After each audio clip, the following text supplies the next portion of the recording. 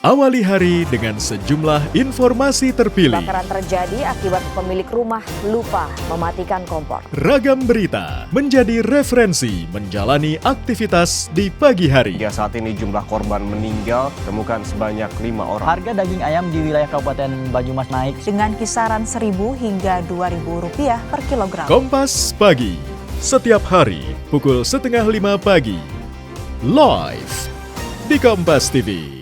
Amerika Serikat mengalahkan Bolivia di laga pertama. Nyalakan semangat dengan berbagai informasi seputar olahraga. Voli putri Jepang gagal cetak sejarah menjadi tim Borneo Bills kunci tiket playoff usai bungkam tim kuda hitam Satria Bengawan Solo. PSSI Nurdin Halid resmi menjadi ketua umum PP Pelti Dari seluruh penjuru dunia. Kompas Sport Pagi, setiap hari pukul 4 pagi. Live di Kompas TV. Hati-hati menyerap dan menyebarkan informasi. Koper untuk pemenangan calon tertentu dalam Pilkada 2024 kebenarannya belum terverifikasi. Yang viral di media sosial belum tentu fakta. Si kesuksesan Menteri Pertahanan menjalankan program food estate di Jawa Tengah adalah tidak benar. Pastikan kebenaran informasi dalam News or Hoax. Setiap Sabtu pukul 12:30 siang di Kompas TV. Pengusaha dan pemerintah tak terpisahkan dalam upaya peningkatan ekonomi dan kesejahteraan bangsa. Apakah ini solusi yang tepat membuat generasi muda bisa mewujudkan cita-cita mereka? Penghasilan yang tidak menentu ini pastinya kita harus ada Keduanya hitungan yang pas. berjalan di atas rel yang sama, peningkatan ekonomi dan kesejahteraan bangsa. Ikuti diskusi inspiratif antara pelaku bisnis dan pembuat kebijakan. Business Talk setiap Selasa pukul 10 malam di Kompas TV. Jalan-jalan! Let's go! Let's go! Mau bertualang menikmati eksotika alam? Atau menambah wawasan dengan mengenal budaya yang beragam? Berkunjung ke tempat-tempat hangout juga bisa. Let's go! Dapatkan referensinya dalam Jalan-Jalan setiap minggu pukul 10:30 siang di Kompas TV.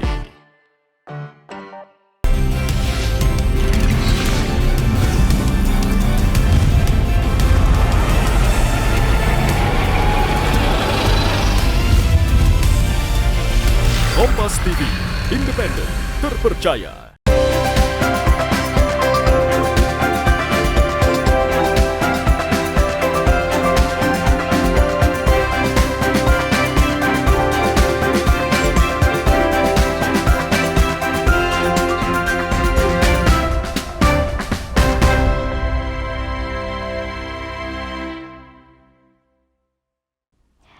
Selamat pagi saudara, kembali lagi bersama saya Ece Dias dalam program acara Sapa Sorong.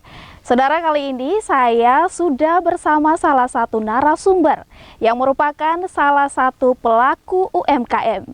Dia adalah sosok perempuan Papua yang turut mengembangkan pangan lokal menjadi produk bernilai ekonomi. Kali ini kita akan membahas topik berjudul Pelestarian Pangan Lokal dari Tangan Perempuan Papua. Saat ini sudah bersama saya Ibu Yuliance Yunita Ulim. Selamat pagi Ibu. Ya, selamat pagi. Apa kabar ini? Puji Tuhan baik. Puji Tuhan. Ibu Yunita ini merupakan sosok yang dikenal karena turut membantu pengembangan produk lokal Papua. Yang saat ini kalau dilihat banyak sekali bahan bakunya, namun masih sedikit pengelolaannya. Nah, langsung saja kita tanyakan kepada Ibu Yuliance. Ibu, saya mau bertanya sedikit nih, apa yang melatar belakangi Ibu untuk mau mengelola pangan lokal di Papua Barat Daya ini? Baik, yang melatar belakangi saya untuk menekuni bidang UMKM khususnya pengolahan pangan lokal yang ada di Papua, terlebih khusus di Tanah Moi, Provinsi Papua Barat Daya.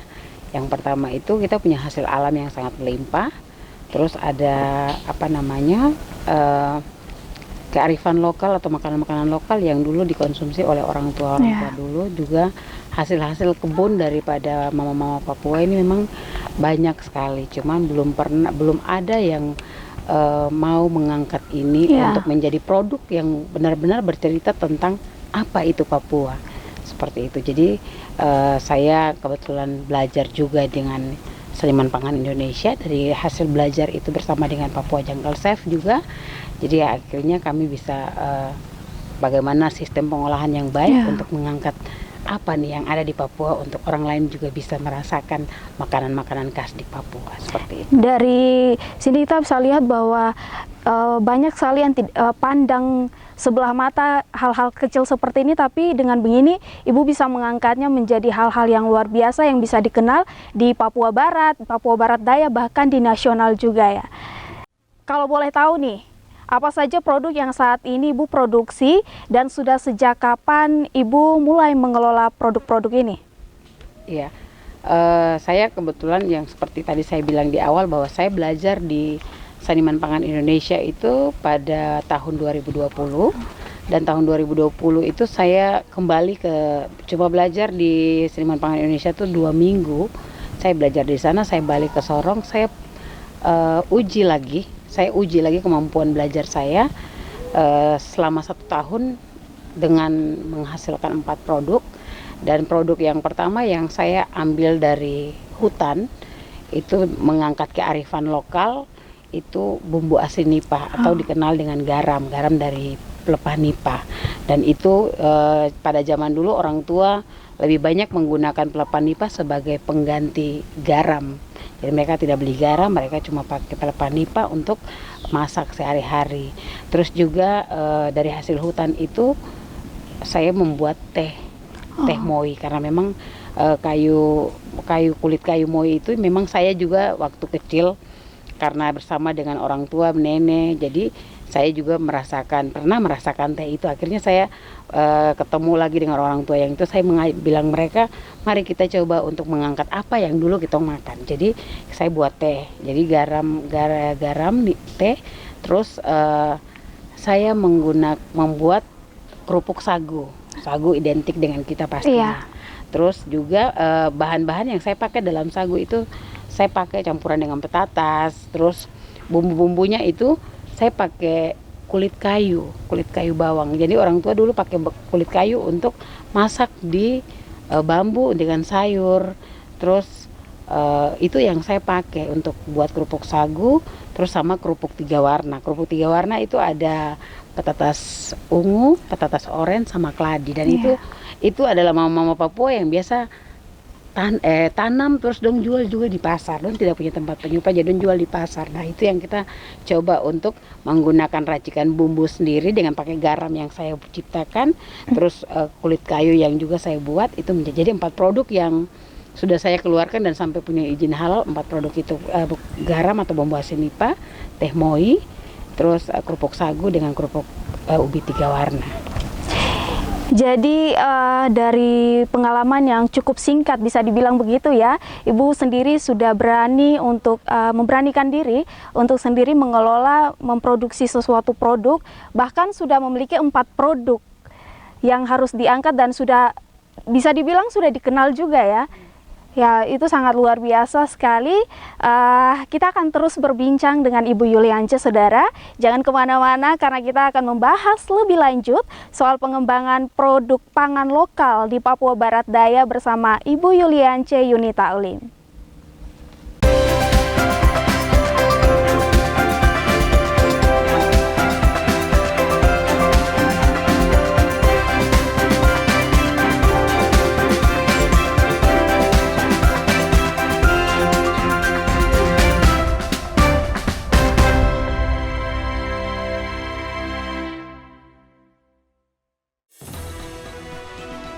Menanti waktu rehat di siang hari dengan sejumlah informasi. Jenazah anggota polisi yang tewas diduga bunuh diri di Mampang, Jakarta Selatan dimakamkan di kampung halamannya di Manado, Sulawesi Utara. Mengikuti sumber berita yang selalu menginspirasi. Dengan jalannya operasi pencarian korban longsor yang satu jenazah yang Kompas Siang setiap hari pukul 11 siang live di Kompas TV. Awali hari penuh energi positif dengan referensi terpercaya. Perbarui khazanah informasi dengan berita terkini nasional dan mancanegara. Lengkap dengan penuturan langsung narasumber kredibel. Sapa Indonesia Pagi kembali hadir mengisi ruang informasi Anda. Sapa Indonesia Pagi, setiap hari pukul 7 pagi, live di Kompas TV.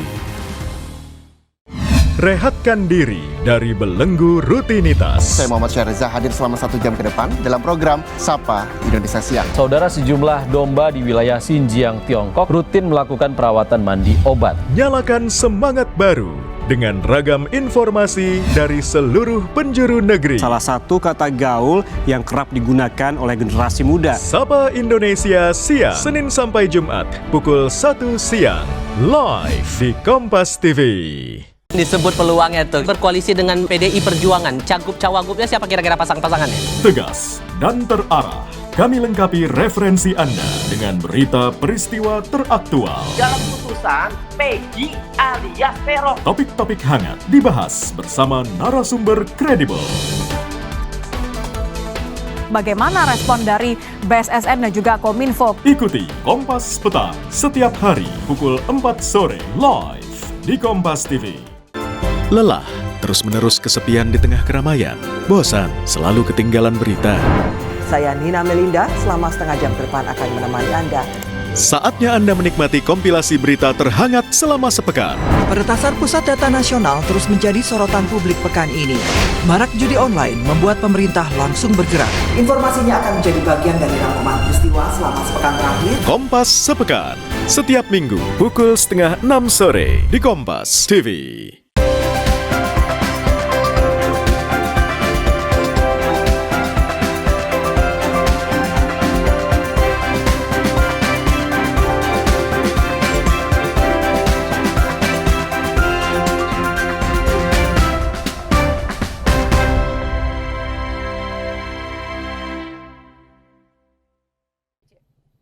Ya saudara, terima kasih masih bersama saya dalam program Sapa Sorong dan juga narasumber kita yang ada bersama-sama yaitu Ibu Yuliance Yunita Ulim. Kita akan melanjutkan perbincangan kita tentang pangan lokal ya Bu. Ya. Ibu tadi sudah menceritakan ada beberapa produk pangan lokal yang sudah diproduksi Ibu sendiri. Nah untuk itu ada kesulitan apa dan dengan mencari bahan bakunya sendiri Bu? Yang pertama mungkin saya bahas tentang garam nipah atau bumbu asin nipah yang saat ini memang banyak orang, ada beberapa suku yang tahu tentang fungsi daripada pelepah nipah itu. Jadi kesulitan yang kami dapatkan itu sasaran pekerja saya itu adalah orang asli Papua yang pertama. Terus kami mau mengajak mereka untuk cari bahannya itu memang masih agak kesulitan di situ. Terus untuk memperkenalkan kita mau kerjakan orang untuk pastinya kan kita butuh proses karena ini hal yang baru. Orang sudah nyaman dengan makan garam yang biasa, yang umumnya. Jadi untuk mereka makan kesini, jadi kita tidak bisa harus memproduksi banyak kalau kita belum punya pasar yang memadai. Banyak, begitu. Jadi kita panennya juga sesuai kebutuhan pemesanan. Jadi yang biasa juga kita kelola garam itu tergantung matahari karena prosesnya itu kita setelah potong terus kita harus bersihkan dulu dengan air, terus dikuliti, dicincang halus, terus dijemur lagi. Setelah dijemur dibakar. Kalau jemur itu kalau pas musim panas aman, tapi kalau pas musim hujan kita harus terhenti dulu sejenak, harus beristirahat sejenak karena hujan. Nah dan hujan itu juga kalau tidak ada tempat penampungan yang baik, tempat tampung yang baik, dia akan menguras sistem rasa garamnya itu akan berkurang. Jadi hasil garamnya itu akan menjadi sedikit. Itu untuk garam. Jadi memang yang kesulitannya itu di kita punya tempat juga belum memadai, terus kita memperkerjakan orang yang banyak untuk mencari hasil nipah, belum banyak yang mau terlibat untuk itu. Terus kita punya pasar juga masih belum banyak karena kita masih dalam tahap pengenalan. Terus yang berikut teh Moi memang kita sekarang kayunya juga, kulit kayunya juga kita harus ke hutan ke hutan dan hanya orang-orang tertentu yang memang tahu tentang kayu itu. Sedangkan generasi sekarang banyak yang sudah tidak tahu tentang kearifan lokal itu. Jadi kita mendapat itu juga memang butuh proses. Terus kerupuk sagu. Kalau kerupuk sagu banyak. Dan kalau sagu tuh kita tidak merasa kekurangan. Cuma yang biasa kita kekurangan karena kita menggunakan petatas di dalam kerupuk. Dan petatas ini harapan kita tuh mau cari di petatas atau keladi yang kita bikin kerupuk itu, kita targetnya tuh cari di mama-mama Papua. Jadi sasaran target kami untuk mama-mama Papua, belanjanya di orang Papua khusus, bukan diskriminasi, tapi kita lagi mau menciptakan pasar baru bagi kita punya mama-mama Papua, karena dorang mau jual kemana kalau hanya dari kebun terus ke pasar. Jadi kita menciptakan untuk mereka jadi penyuplai buat kita yang lagi buat produk seperti itu. Jadi kendalanya karena mereka tanamnya juga belum banyak.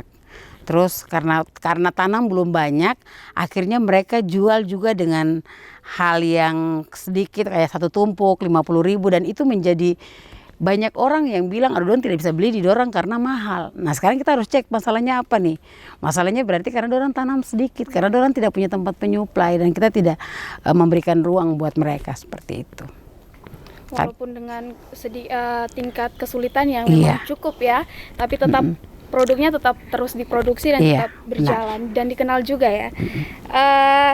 Apakah dalam pengelolaan ini Ibu mendapatkan tantangan? Tantangan itu yang tadi saya bilang, yang soal tadi saya sudah jelaskan panjang lebar bahwa tantangan itu bahwa kita butuhkan bahan yang organik, tetapi penyediaan terbatas. Terus juga sumber daya manusia yang kita mau pakai untuk mengelola juga, terus dengan pasar kita yang masih minim, masih sedikit, karena ceritanya sasaran kita orang berbicara sinagi, orang berbicara makanan sehat. Karena kita menggunakan kita targetnya vegan, mereka yang hidup sehat, berpola hidup sehat untuk menikmati produk kita. Tetapi dengan merubah cara orang dari makanan yang biasanya ke makanan sehat itu memang butuh proses. Untuk sistem penjualannya ini biasanya produk yang Ibu punya ini dijual di toko atau langsung dipasarkan secara online, atau dengan kisaran harga mulai dari berapa Ibu? Oke, kalau bumbu asinipa atau garam itu saya per bulan tergantung matahari, tapi targetnya saya, dan memang itu sudah rutin, tiap bulan itu saya menghasilkan 50 kilo. 50 kilo untuk garam. Terus yang saya jual sendiri itu 50 gram itu harganya 35.000. 35.000. Terus yang saya B2B, jadi ada saya B2B, mereka beli dengan produk, dengan brandnya mereka, itu 1 kilo 600.000. Sedangkan saya jual sendiri 1 kilo 700.000. Seperti itu. Terus kalau untuk teh, selain saya jual sendiri, saya juga B2B untuk teh. Kalau teh itu dalam 1 bulan saya bisa menghasilkan 100 kilo dalam 1 bulan, dan itu saya B2B, terus saya jual sendiri juga. Kalau untuk kerupuk sagu, kerupuk ubi 3 warna, itu 1 bulan itu saya bisa menghasilkan 500 piece, dan itu saya jual sendiri semua. Harga kerupuk 25.000. Dari hasil yang didapatkan walaupun sedikit, tapi dengan penghasilan yang cukup lumayan baik ya kalau bisa dibilang. Iya. Saudara, berbicara tentang UMKM sangat menarik, dan kita akan membahas selanjutnya tentang pangan lokal yang ada di Papua Barat bersama Ibu Yuliance Yunita Ulim. Tetap bersama kami di Sapa Sorong.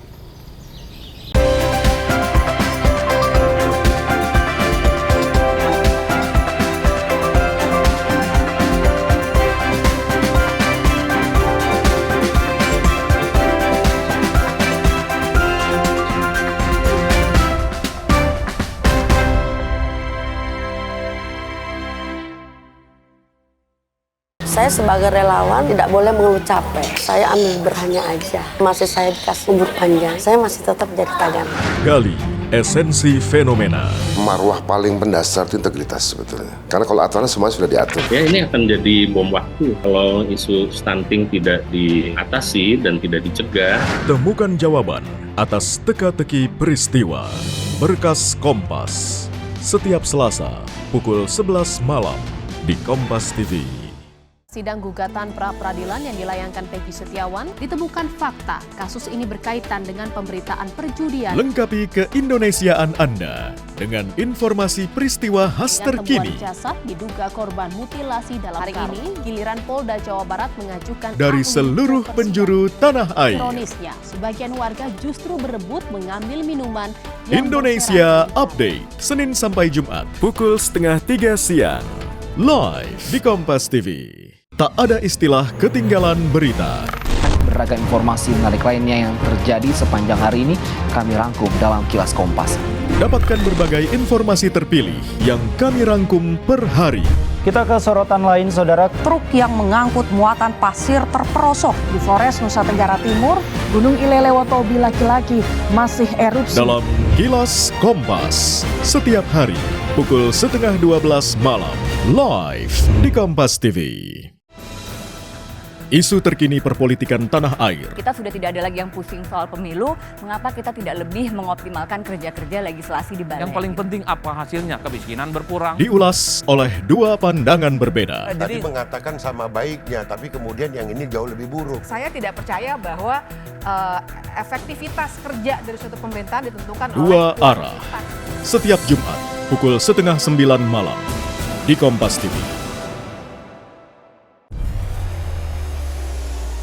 Mencari tahu, mendengarkan lebih utuh dan mendalam, mempertanyakan rasa keadilan.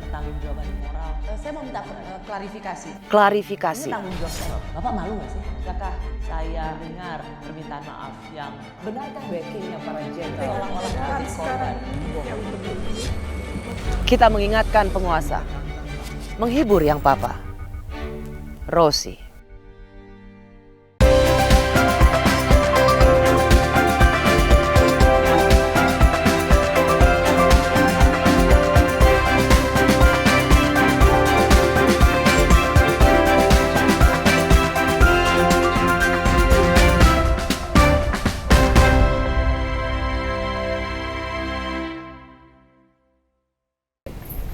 Saudara, masih bersama saya dan Ibu Yunita. Ibu, tadi kan Ibu sudah sempat cerita banyak tentang pangan lokal. Ada yang sudah Ibu kelola dan bagaimana pemasarannya.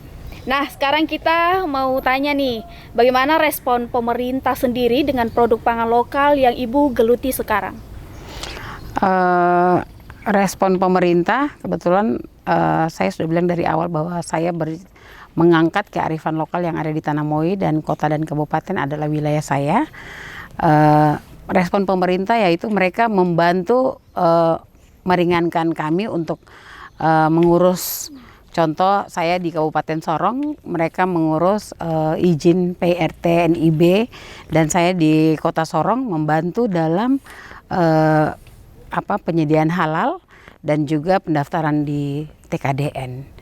Jadi mereka sangat merespon sekali lewat kepengurusan-kepengurusan yang saya lakukan seperti itu. Kita boleh minta tips nih yang diberikan dari Ibu untuk teman-teman UMKM di luar sana dalam pengembangan pangan lokal sendiri di Papua Barat Daya, Ibu. Iya, tips yang mungkin saya bagikan ya selain saya menjual, pertama saat ini coba kita belajar untuk mencintai makanan kita sendiri, makanan yang ada di tempat di mana kita tinggal. Kita tetap optimis, memang target kita adalah uang, tetapi kita optimis untuk mengelola makanan kita nih. Jadi biar banyak tantangan yang memang ada makanan dari luar yang siap saji, tetapi kalau kita sudah cintai produknya kita, apapun tantangannya tetap kita bawa. Contoh orang di sana ingin mengetahui contoh buah merah itu apa, terus ini kok bisa ada garam dari tumbuhan, ada di sana masyarakat tanamnya seperti apa, kayak keladi. Mungkin sama keladi di tempat lain juga ada, tapi karena faktor tanah itu kan banyak juga membuat perubahan daripada rasa, daripada tanaman yang kita punya. Jadi kita tunjukkan ke mereka, di saudara-saudara kita di luar, bahwa kita di Papua ini punya makanan juga enak. Begitu, kita juga bisa mengelola dengan baik apa yang kita punya. Jadi supaya kita mau bahwa kalau memang kita bisa menikmati makanan yang dari luar Papua ke sini, kenapa tidak? Kita juga bisa mengirimkan produk-produk kita keluar. Jadi tipsnya tetap setia, taat, cintai apa yang kita kelola, apa yang kita buat. Jangan karena hasil pendapatan akhirnya kita berubah untuk mencari yang lain, tapi kita coba taat dan tekun untuk mengerjakan apa yang kita kerjakan untuk produk-produk kita masing-masing. Dan rezeki itu tidak akan pernah tertukar untuk siapa saja. Dan saat ini kami juga dari Sinagi Papua lebih banyak memberikan motivasi kepada pemuda-pemuda Papua untuk bagaimana tidak tinggal diam, tapi mari melihat dengan apa yang ada di keliling kita, yang kita bisa olah menjadi produk yang ekonomis dan menambah kebutuhan ekonomi kita. Seperti itu. Itu adalah tips yang sangat luar biasa dan juga memotivasi pelaku-pelaku UMKM di luar sana yang ada khususnya di Papua Barat Daya untuk terus mengembangkan pangan-pangan lokal yang ada di Papua Barat Daya. Ya saudara, itu tadi bincang-bincang kita dengan Ibu Yunita yang memiliki sejumlah pengalaman dan motivasi untuk tetap mempertahankan pangan lokal agar dikenal oleh seluruh masyarakat, tidak hanya di Papua Barat Daya melainkan ke tingkat nasional. Saya Cedias dan seluruh tim yang bertugas pamit undur diri dan terima kasih atas kebersamaannya. Sampai jumpa, Kompas TV, independen terpercaya.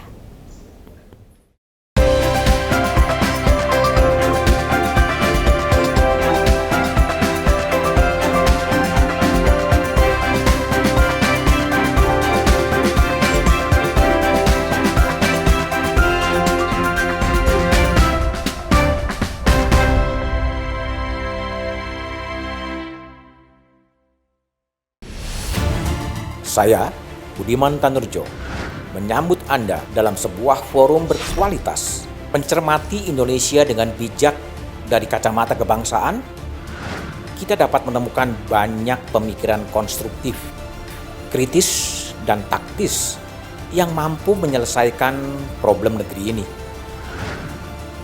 Satu meja The Forum live di Kompas TV.